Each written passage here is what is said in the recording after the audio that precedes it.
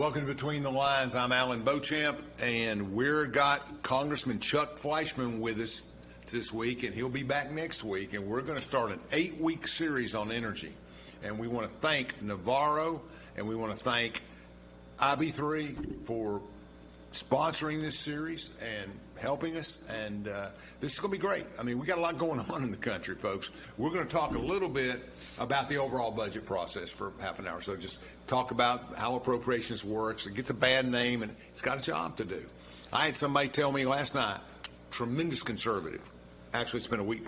Tremendous conservative said, you know, Fleischmann does all the work. He's great at what he does. He gets it all done, and people complain about spending, et cetera, et cetera.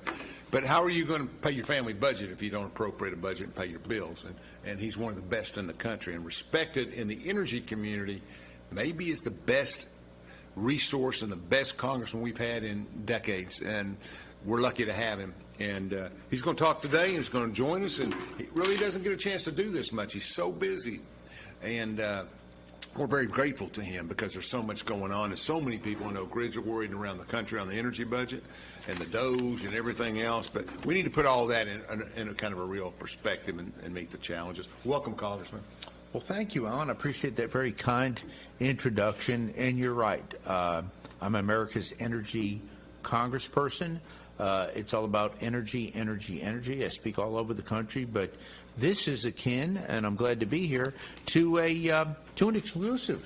Yeah, it is an exclusive. You haven't. That's big for us. I mean, we're yes. A little community television. But we're in the know. We know what we're doing. Well, and as you know, I love Oak Ridge. I'm from Chattanooga, but during my 15-year tenure in Congress, my rise on the Appropriations Committee, my work in energy, Oak Ridge has literally made me a national and really an international brand because of the wonderful ambassadors, leaders of countries. I mean, you're on demand, and for you to take time to come see us. Of course, you always take time for the 3rd District folks. Chattanooga, Bradley, all the way up the hill. Thank you. Us, you've always had time. You've been on the show probably half a dozen times, but it's been harder to get you to get an update because we have so much going on in Washington and locally. And we want to thank you. I know not a lot of people do, but we want to thank you for all the sponsorships for high school football in East Tennessee. And it reaches Morgan County, Rome County, Anderson County.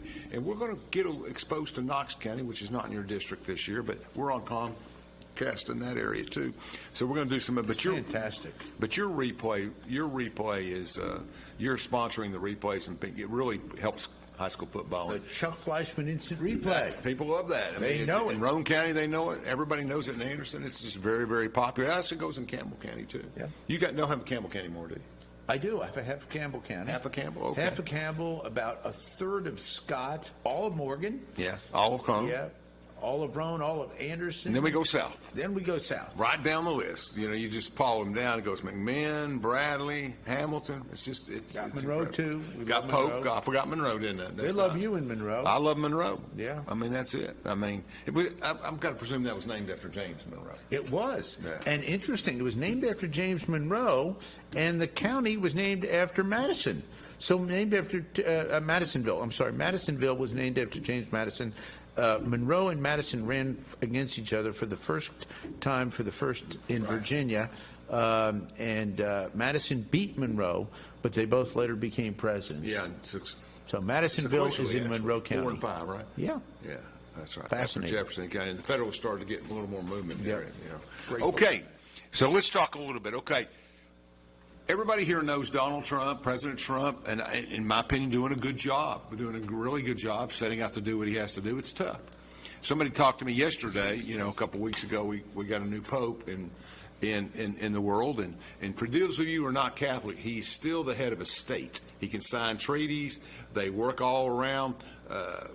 Reagan used him to solve the crisis in China. So the Vatican and the Catholic Church has a role to play, secular role to play, that is very, very important to everybody around the world.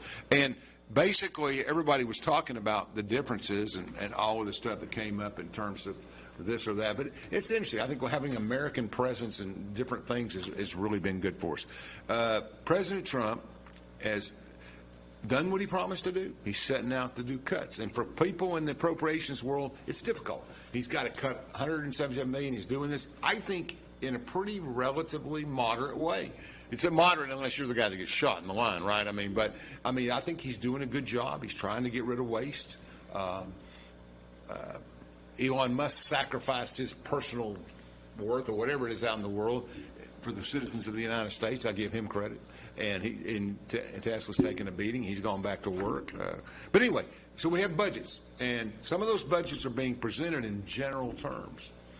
And what they expect, what the White House and the federal president's budget would like to see done on a congressional level. And we're going to talk a little bit about that because people get worried about different items of that in different categories. But, folks, it's a long process, and it takes a lot of people to agree on a budget. We're still working on the 24 budget right now. It's called 25, but it's basically the continuing resolution was a repeat of 24.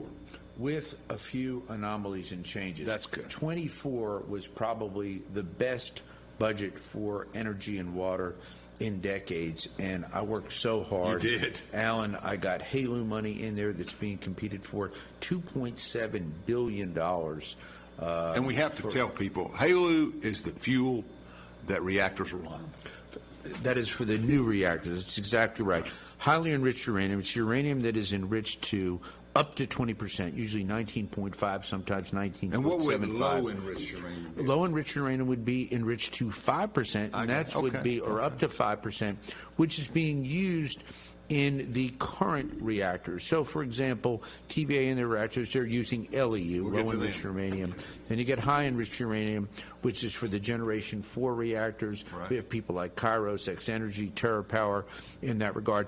Bottom line was, I put up 2.8 billion for competition. In addition, in fiscal 24, I put up the money, $900 million for SMR competition so that our good friends at TVA could compete with their choice, which was the GE Hitachi Generation 3 reactor, uses LEU, not HALU, but that competition, what a big, big win. In 25, when the budget failed and we did a continuing resolution, it did go forward, but those monies did not. Okay. So, I got you. That's the point. But you're right. We're still working off of those monies because Chris Wright, who was just before me recently. Really like him. Always incredible. That was a great dinner we had. Trump has picked a great cabinet, but his choice of Chris Wright, you were at the dinner with him. Yes. He came to Oak Ridge for 2 days right out the chute. I tell every energy secretary, you come to Oak Ridge first. Sure. Okay?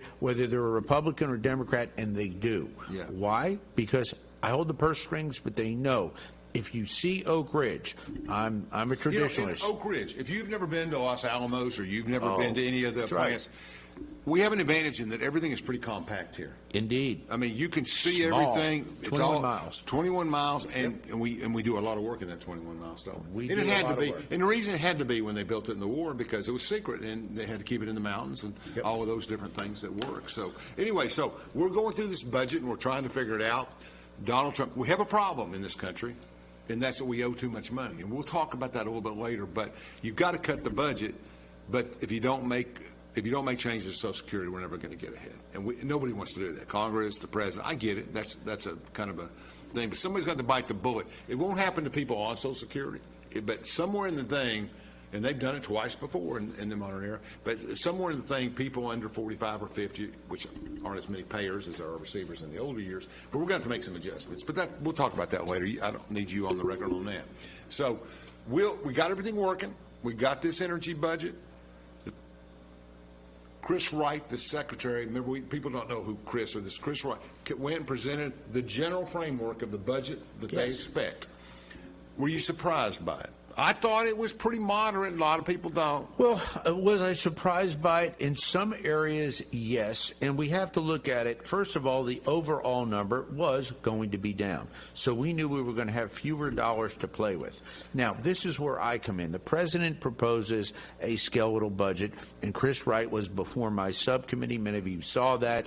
I met with the secretary candidly because he's a friend 2 days before he came before me. Right. And that's the key. And I had a good talk with him. I said, look, you should reach out to Republican and Democratic members on the subcommittee. The hearing will go better. He did, and it went well. After the meeting, we had a good talk about things. But where was I surprised? I was overall generally pleased with the EM environmental cleanup budget. We do environmental cleanup in Oak Ridge better than anywhere in the country. Now, I fund it all over the country, but our cleanup here is second to none. But that is near and dear to my heart. Nuclear energy budget, NE, was cut by about $408 million. That was a little bit of a surprise. Percentage 25? I think it was 25. It's 1 point something budget. It was probably 24%. Now, yeah. I don't know what I'm in the business, and I can't tell you what NE does. Okay. What the NE portfolio, nuclear energy portfolio, the Department of Energy is set up, like most federal departments, in buckets. You'll have EM, environmental cleanup, NE, which does the work on the new nuclear reactors. It is nuclear energy. You have So all of these fossil fuels. All of these experimental reactors and all this new high-enriched HALEU-dependent reactors would come under NE? Yes, they would fund that, and they would oversee that. But they would also pick the winners and losers. Okay. Remember, I put all the money up, and I've got my folks that I want to win, like TVA with their GE Hitachi 3, but Generation 3, I don't make that choice. So I can't earmark. I can't take that $900 million. I wish I could. And say, give it all to my folks. I put it out there, and then they compete, and then DOE decides who wins and who loses. So we don't have line items, but if you look at NE's budget, do you think the reactors will be impacted? Somewhat. Okay. Somewhat. But what I'm going to be able to do then is come in. It takes 3 to tango, not 2. The White House, the House, and remember, I'm the chairman, so I will be writing the energy and water bill for appropriations. I sit on defense appropriations. I sit on labor, education, health, and human services appropriations. Alan, you know this, but for our listeners, I've got the strongest appropriations hand of anybody in Congress. No, yeah, House or Senate. Absolutely. It's the strongest. And we work towards that. You help me. Other people have helped me. And I got to give Chairman Cole a lot of credit. Absolutely. He is disseminated, he's organized, he's delegated, and he's built a really good team. Tom, right? Tom Cole. And he gets a lot of credit. He likes me. Why? I work hard. I do the things I need to do. I help the team. But in every area, when he needs a cardinal, and that's what I am, a subcommittee chair on appropriation, there's only 12 in all Congress. When he needs a cardinal, most of the time everybody understands cardinal this month. Usually yes, they indeed. Don't. But they basically, in the Capitol, what they've done is they call it a cardinal as the head of the appropriations committees, just like you saw in Rome. Cardinals are the highest level of the hierarchy of the church, and so you guys are the highest hierarchy. Yeah. When I talk to the new pope, I'm going to tell him, look, I am a cardinal as well. I heard you. Indeed. Give him an invitation. I didn't have a vote. I've given him an invitation. We want him to come to Washington. Yeah. He's from Chicago. Speaks perfect English. He's a White Sox fan, so I'm a Met fan. What are we suggesting that some people in Chicago don't speak perfect English? No, but a lot of them lived in Chicago. I lived. Hey, the two things I got from Chicago was drinking coffee at the beginning and the end of the meal. You go to Chicago, they pour coffee first. That's what New York, you get it at the end of the meal. Most people. Okay. Philly, you're lucky to get it anywhere. You tell that to Sean. Okay. I love Philadelphia. Yeah, I lived there for 3 years too. So great. And I love Sean. Okay. Sean Gleason. He's great. We appreciate your sponsorship of the show. But be that as it may, I did spend a little time in Chicago, and I received the coffee tip and my Midwestern accent, or what I think was a Midwestern accent. Okay, back to what we're doing here. So Indeed. we got a budget. So we get a budget, and we're looking through this NE budget, which is not very big percent. Let me just say this for the We're going to be okay because I'm chairman. Folks, I try to dissuade those kind of comments, but Yes. that's all right. So anyway, we've got a $51 billion budget that the Department of Energy is working on now. $51 billion. They excluded $25 billion from the cuts, weapons programs, NNSA programs. Thank you. Y-12 will not Y-12, and I'm sure you had a big role, but Y-12 will not be effective as of today. And that's the way. So the $4.7 billion they want to cut has to come out of the other $26 billion in the budget, and that's where you get your 18%. Well, Alan, you raised something that we needed to talk about for our listeners. And one of the things I love, several things I love about the Oak Ridge community in Anderson and Rowan County, the citizens here understand the importance of the Department of Energy and everything it does. They do. But for those who may be new to the area, new to watching this, the Department of Energy, we've been talking about nuclear reactors, we've been talking about nuclear environmental cleanup, legacy cleanup, all near to me. But more than half of that budget is on nuclear weapons.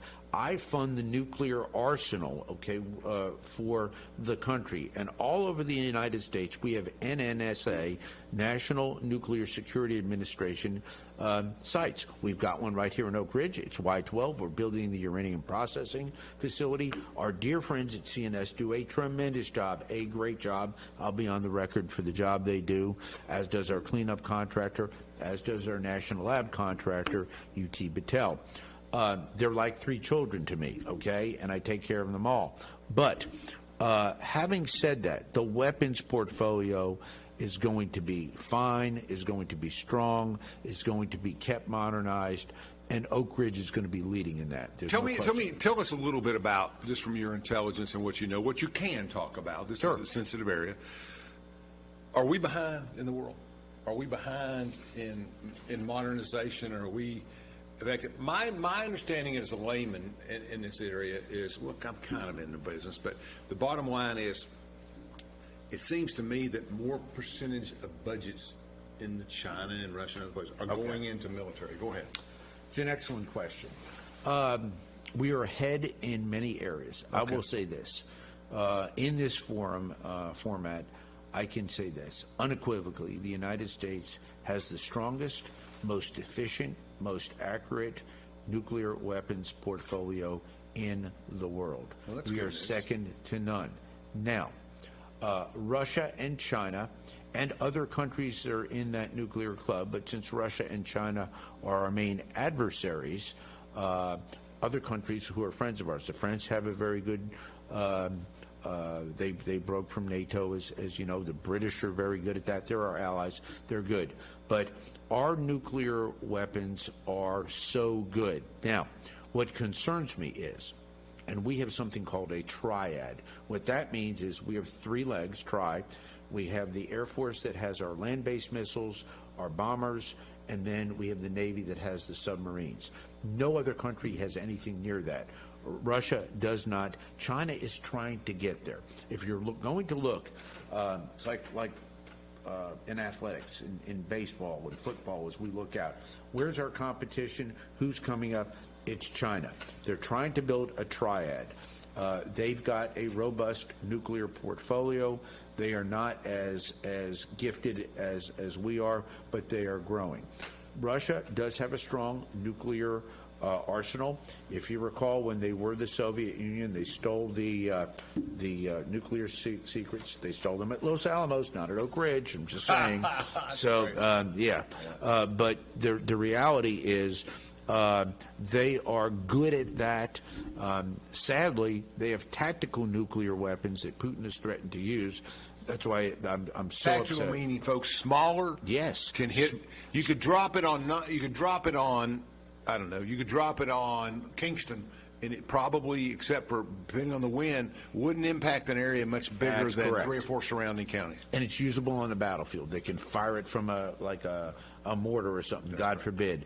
And Putin threatened to use it. That's outrageous, and there should have been international condemnation of that language. You never threaten to use a nuclear weapon. Why? Because that heightens the potential that, God forbid, we would have a nuclear war. That's why I work hard every day to make sure that our nuclear weapons are financed to the most I can do, because we have to keep that deterrent up. We need to keep, and we've got the strongest, most updated nuclear arsenal in the world. That is our deterrent. That was Ronald Reagan. That is me. And that is Donald Trump. And by the way, thank you for your kind comments about Donald Trump. Tremendous cabinet. Yes. I'm on dial-up with the secretaries. Sure. I see the president. It's funny, Alan, when people tell me, "Oh, let me tell you about Donald Trump." I meet with Donald Trump. I've talked to Donald Trump. I've teased him about his golf game before, which you shouldn't do, by the way. Yeah, he's serious about his golf game and his grip. So he's an overlap. I'm an interlock, but that's okay. He's Yankees. I'm Mets. What are you going to do? We'll close. We're going to stay on energy, but I'll say this. Donald Trump has been consistent from day one. Yes. This is what he believes. This is where we're at. It's all not going to work. But, we're not going to build iPhones here. It costs $3,500. But there are things that we can do. He's holding people accountable. Brilliant negotiator, knows what he's doing. Yep. And there's some pain in negotiation. There is. He met with, we were talking about the vote stuff. He met with Cardinal O'Connor in the old days. Read his first book, The Art of the Deal. He had a very strong relationship with him at St. Patrick's at breakfast, all this stuff. So he's always reached out to leaders in those communities to listen, to learn, and I just have a great feeling about him and the First Lady. Well, I do, and think about it. Russia, Ukraine. He can sit down with Zelensky. He can sit down with Putin and say, we've got to get this solved. And what has he said? The carnage is horrible. This would have never happened if Biden had not been in office. And I'm not here to pick on Democrats, but Biden was so bad because he was out of touch for so long. And really, sadly, since day one. People don't want to hear it, but it's the reality. And Putin took advantage of us. The rest of the world took advantage of us. No one is going to take advantage of Donald Trump. Yeah. I agree 100%. Let's go to a break when you have time. I'm ready to go. Brad, if you're ready, just a 1 minute break will be great. Minute and a half, whatever you can do. From Oak Ridge, Tennessee, IB3 Global Solutions conducts operations around the world to enhance the U.S. national security posture and minimize radiological and nuclear threats. IB3 Global Solutions. Mission first. At Navarro, we partner with our clients to advance clean energy and deliver effective solutions for complex challenges in the nuclear and environmental fields. Feeling overwhelmed with your business finances? At P&L Business Services, we handle all your bookkeeping, payroll, and tax needs. From federal tax returns to QuickBooks training, we've got you covered. With over 25 years of experience, we provide customized packages to fit your business. Focus on what you love most, building your business. Let us take care of the rest. Call 865-294-4792. P&L Business Services, empowering you to grow your business.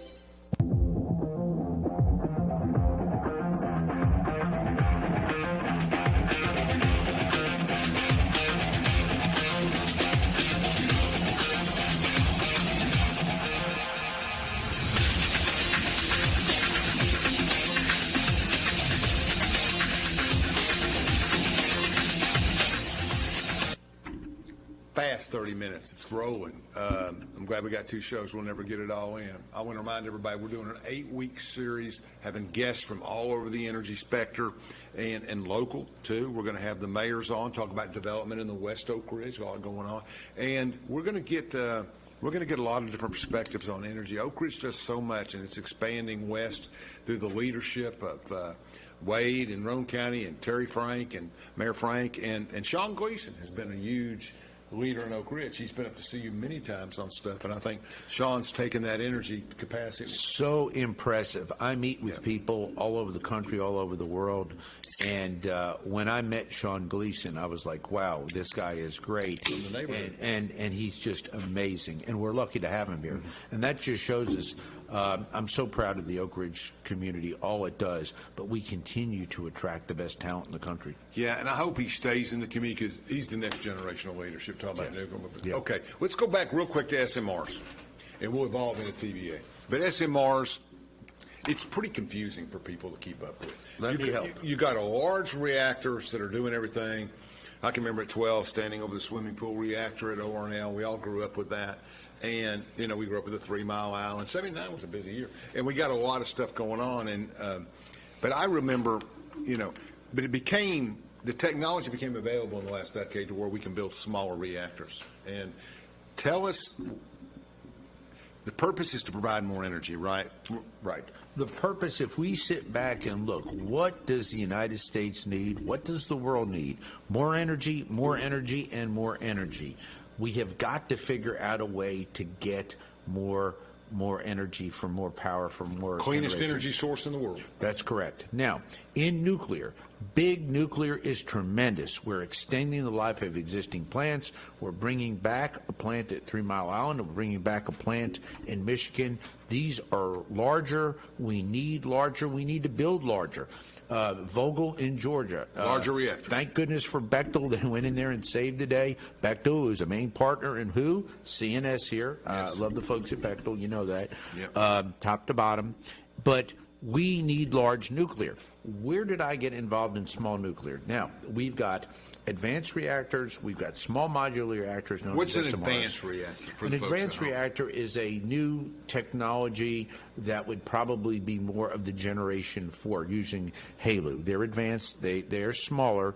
SMRs, small modular reactor, would use the LEU fuel, the 5% enriched, the existing fuel supply, like the GE Hitachi model that TVA has chosen, that the Canadians have chosen. There's several designs out there for advanced reactors, small modular reactors, and I've got to talk about microreactors. This is what we would call a trash can reactor. Why? It's smaller. It can be used by the Department of Energy. It can be used by the Department of Defense, forward deployment for our troops. And as you know, I've got that coveted slot on defense appropriations now. Yes, you do. Which took years to get, but we got it. You and I talked about that almost daily for about a year. Another and good we got decision there. by Tom Cole. Yeah, fantastic. He saved the day. He sure did. But these things just don't happen. We plan for it. But in new nuclear, we have great American technologies out there. There are several of them. And what we want to do is perfect them here, build them here, and then export them to the world. I sit with the folks in Eastern Europe all the time, Romanians. I sat with the Czechs. I sit with these people, and what do they say? We want American technology. We don't want Russian or China technology. You talked about earlier where we were vis-a-vis them. We're actually a little bit behind the Chinese and the Russians in new nuclear, okay? New civil reactors and stuff. Yeah. Yes. And why? They go in, let me pick on the Chinese a little bit, to their credit, they'll go in, they'll say, we'll design it, we'll build it, we'll fuel it, we'll finance it, and we'll take your spent nuclear fuel when we're done with it and reprocess We need it. to park our ships down the street, right? So what we need to do is we need to get into this, and we are into this, and I've gotten such tremendous bipartisan. You know this, Alan. I am a Republican, okay, and I wear my R proudly. And a conservative Republican. And a conservative Republican, especially on social issues. You just got a reward for 100%. I did, but I have worked with people on both sides of the aisle on new nuclear, and they all know about Oak Ridge. They know what we do. They know we're the best in the nation, and I love all the sites, but we are the best in the nation at what we do, bar none. So the point is, I have these caucuses. I chair 8 caucuses, that 7 of which are nuclear related.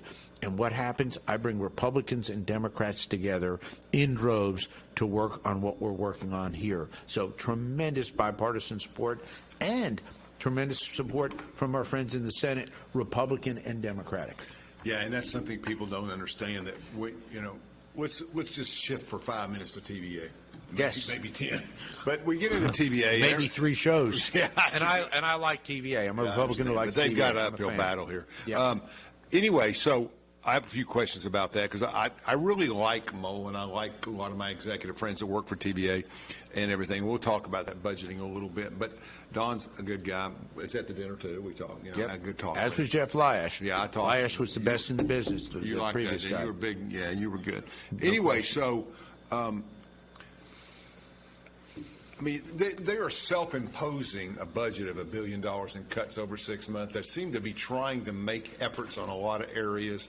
The question comes down not to their, at least in my book, the way I see it and read it, and I've done some studying on this, and basically it's if I could sum it up, the senators have a concern about their ability to manage the nuclear part of it. That's what I read. Okay, that they don't have the expertise on the board or the expertise here. And so I know one senator, I'm going to be nameless. One senator wants to replace them all and put all Republicans in the seat. Let me tell you something. That's about as doable as we leaving for the moon right now. I mean, it's just not going to happen. Those Democrats on the Senate side with a 60 filibuster are going to allow you to stack the TVA board with 9 Republicans. But you probably have a right to have 5 and 4 or whatever. So we now have a disabled board. We don't have a quorum. That's correct. Pretty slick, though. I thought that was a good move. Rather than going out and firing everybody, just take 2 out and disable them. Let's lay this out for That's a good move for the senators. TVA has a 9-person board. Going into the Trump administration, there were 3 seats unfilled. So there were 6. You need 5 to have a quorum to do business. Correct. President Trump terminated 2 of those positions, so currently TVA has 4 people.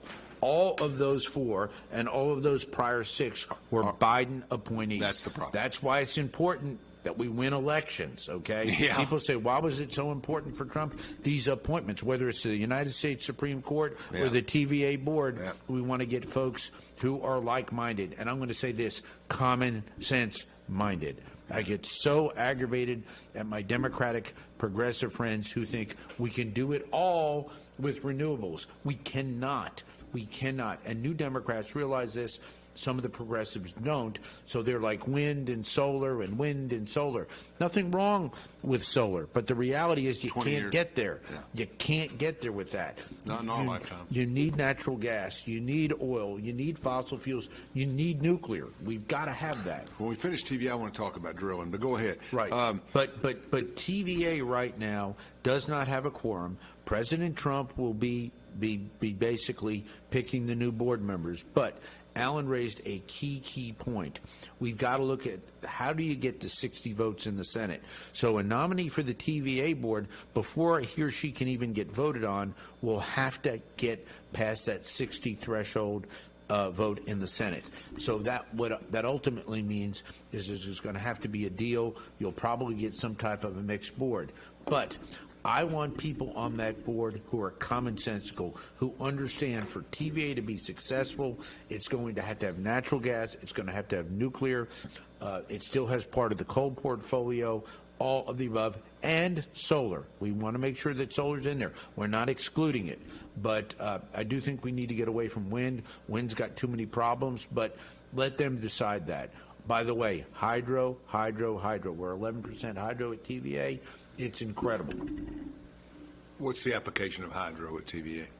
Explain that. Well, these are the dams that were built that where water. So 11% of the total electricity is being provided by dams. Yes, which is great. And hydro nationally is doing very well. Geothermal is doing very well. We just don't have it in East Tennessee. Commercial deployment, that's why I work so hard. Yes, indeed. And unfortunately, out in the West, you can't believe this, some of these Democrats are wanting to tear down perfectly good existing dams that are producing clean hydropower. They want to tear it down. It's unbelievable. For what reason? What would be the justification? They want to protect fish. Okay, and I respect that. I don't know why I didn't just but I respect that on one level. But my gosh, these dams are producing clean, abundant energy in a part of the world that needs energy.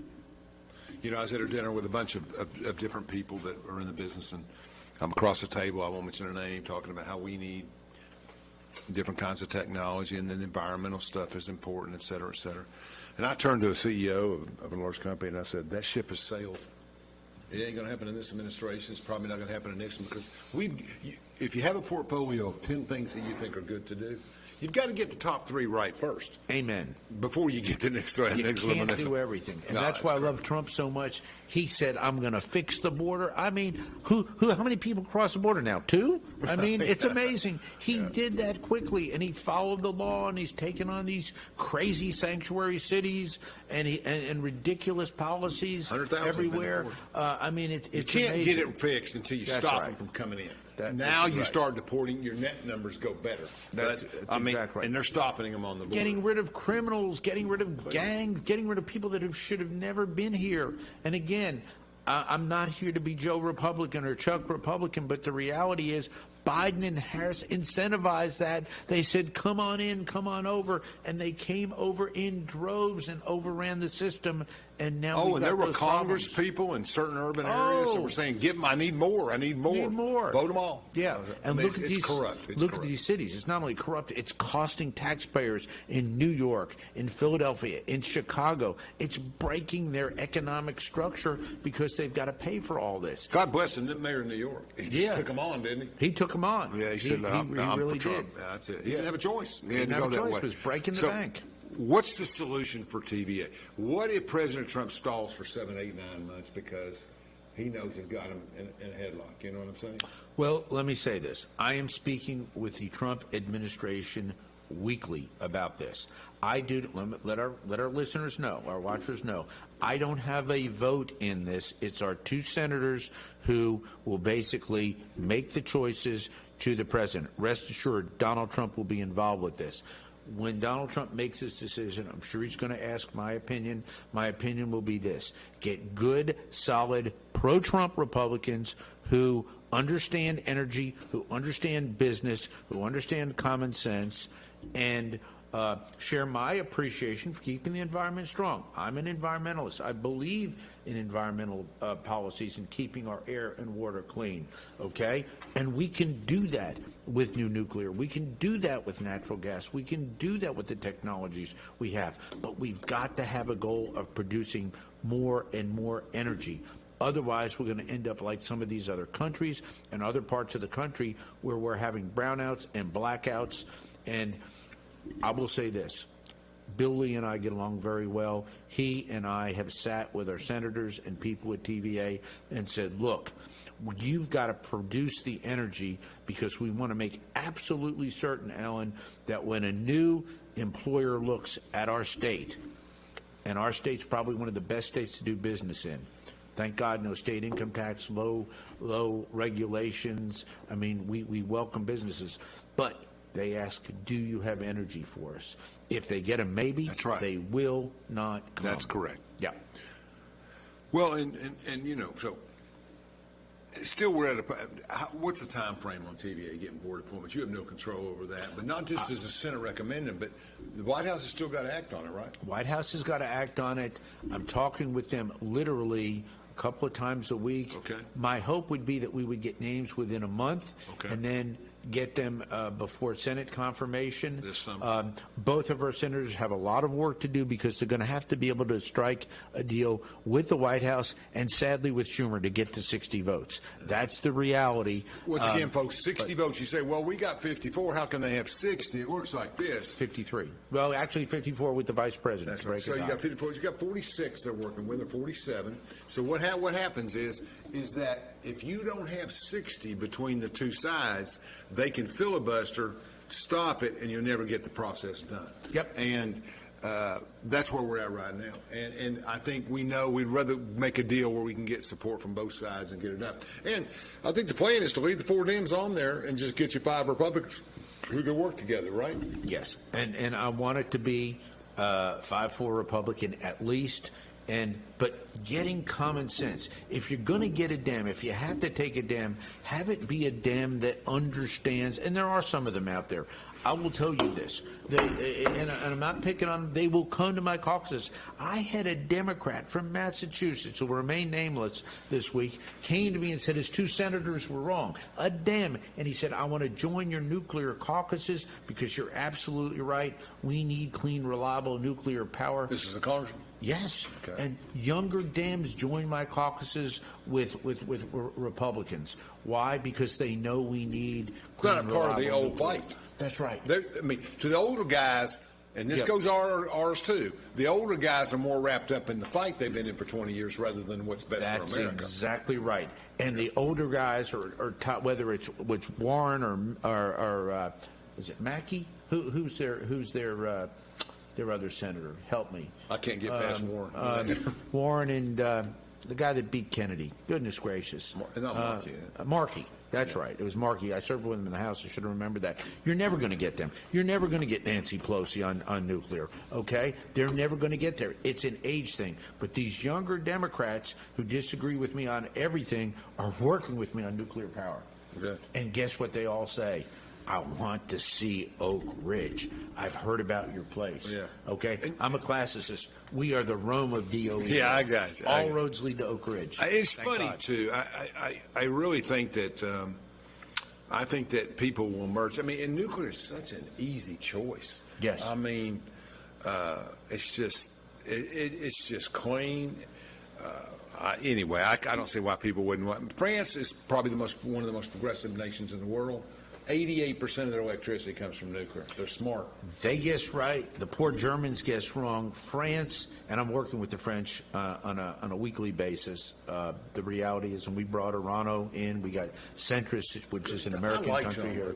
Jean-Luc is great, and we've got Centris here in Oak Ridge. We have Orano coming. We're going to have just great companies. Urenco is out west. They're British, Dutch, and German, but they're producing LEU right now and will ultimately be players in the game. That competition is going to play out. Chris Wright will make that decision. I will not. But we're getting more and more people looking at new nuclear. But we've got to win this, because if we don't, the French and the South Koreans, who are our friends, will get into this market and beat us. And God forbid the Russians and Chinese will get into this market. But you got to have money to do that. Got to have money to do it. And that's in the NE budget? Yes. Yeah, Well, yeah, I mean, we took a little bit of a haircut, but I'm going to be working on that. Okay, so let's talk about the other parts. So I give you this general thing, NE gets cut. We were talking for a minute. We're not worried about NSA at this point. We're fine. Our biggest problem is getting the new leadership in there. Got some other things. So now we move to an EM. Basically, our understanding is Hanford won't be touched, but you got to spread out the other 5 to 8% cuts across the board. Correct. That's the high and remember this, we can never forget our friends at the other side of the Capitol. I walk over there on occasion to see our friends in that body called the United States Senate. Met with John Kennedy about a couple weeks ago. Louisiana. Sat with him, Louisiana. And so everybody knows, why am I going over to see John Kennedy? He is the chairman of the Energy and Water Subcommittee of Appropriations in the Senate. I'm the chairman in the House. So ultimately, Then they're protecting his oil, isn't it? well, he I like likes John. he loves our portfolio, but he loves nuclear too. Good. And just Common what sense, yeah. what a witty, smart, gentle, kind man he is. Yeah. He's got a big old alligator up there in the front of his office that came from Louisiana. Is it real? It's real. Dead? It's dead, Okay, that's good. taxidermied. Dead's good. And the like.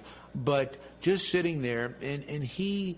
By the way, he's a Vanderbilt grad as well. Such a great appreciation for our state of Tennessee. But again, Alan, it's amazing, and it makes my heart swell so much with good feelings. What do they say? Oak Ridge, Oak Ridge, and Oak Ridge. Yeah. It's amazing. This community is so good at everything we do. Yep. You know, And I want to say clearly that when he says Oak Ridge, that's a brand. It includes Roane County, Anderson County. Yep. And I mean, you know, the energy mission is in Oak Ridge, and it's developed. But actually, ORNL sits in Roane County. Roane County. Okay, so we're working towards that. We got another whole show to do, but let's talk here at the end a little bit about oil and drilling. And Sure. we're going to talk about science in the next second segment. Oil and drilling. Priority for the president. Priority. And do you remember what I said to the secretary at the dinner? I got up and said, everybody talked about nuclear. I said, just drill. That's what you're sent there for. Yep. Get it done. I know all these things are important, but you got to drill. And you got to drill, and you got to get. And he's an expert in natural gas. Now he's drilled. He really is. Made a lot of money. He perfected fracking of natural gas with his company Liberty Energy. Mm-hmm. But he's so approachable, such a nice man. It's like- If you saw his good heart in that hearing when he came before me, and he's honest, which is great. And I was in that's- Colorado Yeah. with Charlie in the early days, and they did when people were riding bicycles up in Aspen, and they're doing this up in Evergreen, and this is this guy. I mean, he is that guy. I mean, he's that person who who is just so healthy. He looks 40. He's 60. I mean, Yeah, that's right. What a great guy. He is Colorado. He's got a place in Montana. Right. He called me this winter, and he was like, I'm out in Montana. I've never been to Montana or Colorado. It's cold. And I know Charlie loves it out there. Yeah, he does. But be that as it may, what a good person, approachable. I mean, we speak, we communicate, we work together. Yeah. And I tried to He's tell got the a job Dems, to do. I tried to tell the Dems on the subcommittee, look, give this person a chance. Yeah. Jennifer Granholm and I did not agree on a lot of stuff, but we were on dialogue. Yeah. And I could pick up the phone You're and a communicator. say, yes, right. Madam Secretary, look, this is important. When we're talking about the Generation 4 and Ernie Moniz. Ernie and I from the Obama administration. He has 2 baseball cards, Louis Tiant and mine, so which is good. And I know you're a Red Sox well, fan. I would probably right. be. But you're a Chuck Fleischmann fan too. I would keep the Tiant card. Okay. Yeah, so anyway, but we got. The point's still the same: is that we got to drill. Where's that money coming from? Okay, government, private sector. But let me say this. When I was in high school, Alan, and I'm a little bit younger than you, but not much. Okay, I'm 62. We literally were taught in class that within 30 years there was going to be that last barrel of oil in the world. Thank God they were wrong. We have found reserves in the United States. Bigger than Saudi Arabia's. That dwarf the size of the Saudi Arabian oil fields. In Texas, the Permian Basin, in Alaska, and we can drill safely. We can do that. So we do. We've got to get supply. We have natural gas. We have probably natural gas reserves in this country 300 to 400 years with growth projections figured in there. You know what? You got to get a pipeline to New England. They're paying $1,500 for gas and electric. That's exactly right. You got to get a pipeline up there. We got to work. Those poor people in New England, because I remember when I lived in Northeast, they don't want reactors. They've got a big old oil tank about the size of this table, and they come by and they would fill it up, and thank God that it does heat their house, but it's expensive. So we've got to go out there again, drive up supply, and that will actually bring the price down for all Americans, because that's... Are we going to get it done? Yes, we are going to get that done. No question. I mean, moving regulations is as important as the money. You get the regulations out of the way and you don't overdo it. Yep. That'll help you a lot. Brad, let's take one more commercial break and get to the end of the show, and we'll start the second segment. We'll be here next week, but we're just happy that we're getting so much information. We got a lot to talk about. ORNL's first up next segment, and got a great job. Just got a renewal of their contract, a 94 score from the Department of Energy. UT Battelle running the best premier national lab in the country, and I know them all. I'll never lie to you. They are the best. You know, not just because they're mine, but ORNL is exemplary, and I do want to talk about them. Yeah, we will. We got a lot to talk about. All right, Brad. From Oak Ridge, Tennessee, IB3 Global Solutions conducts operations around the world to enhance the U.S. national security posture and minimize radiological and nuclear threats. IB3 Global Solutions. Mission first. At Navarro, we partner with our clients to advance clean energy and deliver effective solutions for complex challenges in the nuclear and environmental fields. Feeling overwhelmed with your business finances? At P&L Business Services, we handle all your bookkeeping, payroll, and tax needs. From federal tax returns to QuickBooks training, we've got you covered. With over 25 years of experience, we provide customized packages to fit your business. Focus on what you love most, building your business. Let us take care of the rest. Call 865-294-4792. P&L Business Services, empowering you to grow your business.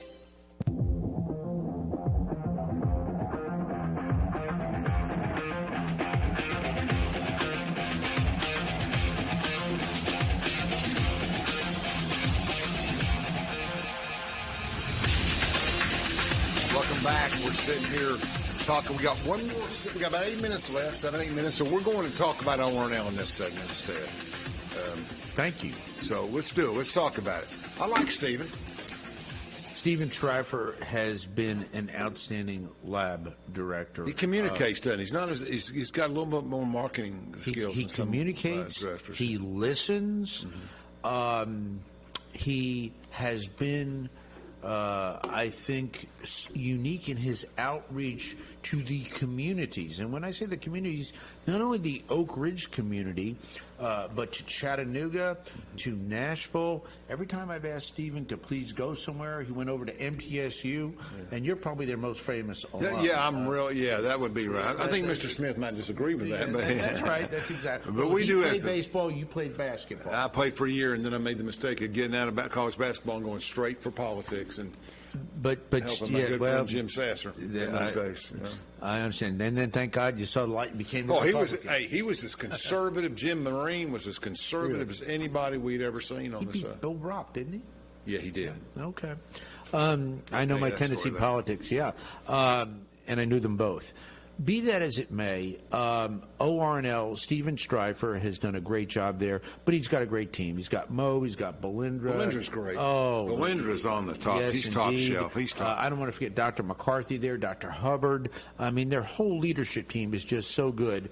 And for our listeners, I fund all the national labs, through the Office of Science. And candidly, in this last budget, what did I say to my good friend, the Secretary of Energy? National Press picked it up. We need to fully fund the Office of Science.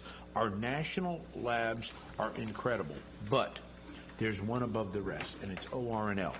Every function that a national lab performs, let's say there's 25 of them, ORNL does it. So we may have another lab. Where does their funding come from? There's not enough in the NE budget for them to be funded out of there. Well, the Office of Science basically funds everything at all the national labs. So they would get actually line items for all the things that they would be doing. So at ORNL they do it exceedingly well for years, and I've been in Congress 15 years. Every year they come with a wish list or a want list, and that might be 30 lines, I said, come with your number one. By the way, CNS or Y12 UPF does the same thing. My number one over the years has always been funding for UPF, just to be candid with everybody. Sure. And legacy cleanup. Those are the three main missions. We do other things. ORAU does great work here. They get funded as well. But my who funds ORAU? DOE. So I mean, which funding mechanism?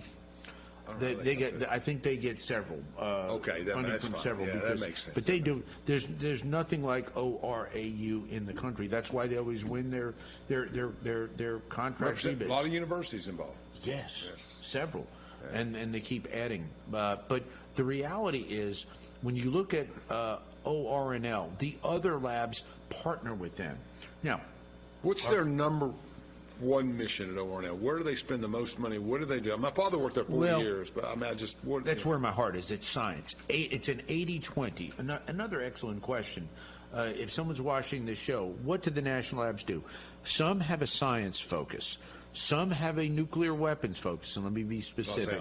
Los Alamos, Sandia, Lawrence Livermore, and I've been to these places and actually seen the nuclear portfolio. They are weapons labs, Oak Ridge is about 20% weapons. What we do for weapons is critically important. It's classified. I can't talk about it. Very, very important. But it's 80% science research. And science related. So materials research, supercomputing, nuclear research, I didn't think of that. They do have medical research, medical isotopes. Alan, when I talk to presidents, prime ministers, kings, princes, sheiks all over the world about what we do at ORNL, think about this. Medical isotopes. Oak Ridge is the only source of several key medical isotopes outside of Russia. It's either Russia or us. So the entire world looks to us for these medical, manufacturing, and military isotopes. Do you think that's HIFER, by the way?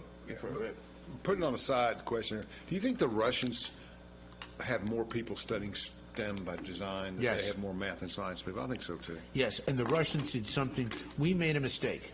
when we ended the Cold War, and thank God we did, what we basically said is, It's okay, it's over. We no longer need a nuclear deterrent. We'll just leave it there. We no longer need it. The Russians never stopped. Yeah. That's why they have the edge on HALEU. Okay, they do a lot of things wrong, but HALEU, they were dumping HALEU on the world market that's highly enriched uranium up to 19.75%, less than 20%, but they flooded the world with market with cheap HALEU. Okay, now we have a ban on that. Okay, President Biden signed the ban. I voted for the ban. Okay, on Russian HALEU. Now I don't know what's going to happen when Trump works out the deal with Russia and Ukraine, and he will. He'll get that thing settled. And You got to get Ukraine back up in some equity before you have a chance to negotiate. In other words, my opinion on the war, not science-wise, is if Russia's allowed to dominate without support for Ukraine, they both got to have a motivation to quit. Absolutely. But getting back, and I digressed, I'm sorry. I did. Getting back to ORNL, the 3D printing, I mean, we 3D printed a car, and that is actually sitting in the lobby of the Department of Energy. I was down there this week. I said, that's my car that we had at ORNL for years, which is great. The rest of the world sees this. So other countries want to partner with ORNL. And it's a very secure place, but our leadership team there, and by the way, who runs ORNL? The University of Tennessee, my alma mater, UT. And then, and then Battelle out of Ohio, and they run about 9 labs, but they partner up. But Texas A&M is running Los Alamos as well with Battelle. They got Tom Mason down there, another incredible lab director, was here. But I can't thank Steven Streifer and his team enough. They work with me. I work with them. It's a great partnership between private, public, local, state, and elected officials. I mean, our team is just so good. So if their team is impacted by the new general budget that's been presented by DOE and their team is impacted, and there's no way they're escaping all the cuts. Correct. So, and some of them, future research, windmills, you know what I'm talking about. I use windmill as a brand. I don't mean literally windmills, but all this futuristic stuff. That's good. They can let that go. They're going to have to let that go, some of that. Fusion, gone for a while, right? No, fusion got a good mark. Actually, interestingly enough, it won't be as robust as it was on the prior administration, but Chris Wright and I met with the Fusion Caucus this week. I brought the Republicans and the Democrats down to Forstall, and they wanted to talk fusion. Now, I'm a fission person, but I'm the Republican lead on fusion because I've got to figure, look, it's fission today, God willing, maybe fusion tomorrow. The Chinese are putting a lot of money. Meaning a decade from now. Yeah, but China is putting a lot of money on fusion, and they've made some major gains. But the reality is, we went down. There will be dollars there for fusion as well. I'm the Republican lead on the Fusion Caucus as well. But the reality is, we're going to get there. It's not going to be as robust. Okay, let me cut you off. We'll pick it up next week. But right now, we got to go. We appreciate everybody watching. This will be available for weeks. Thank you so much. Thank you.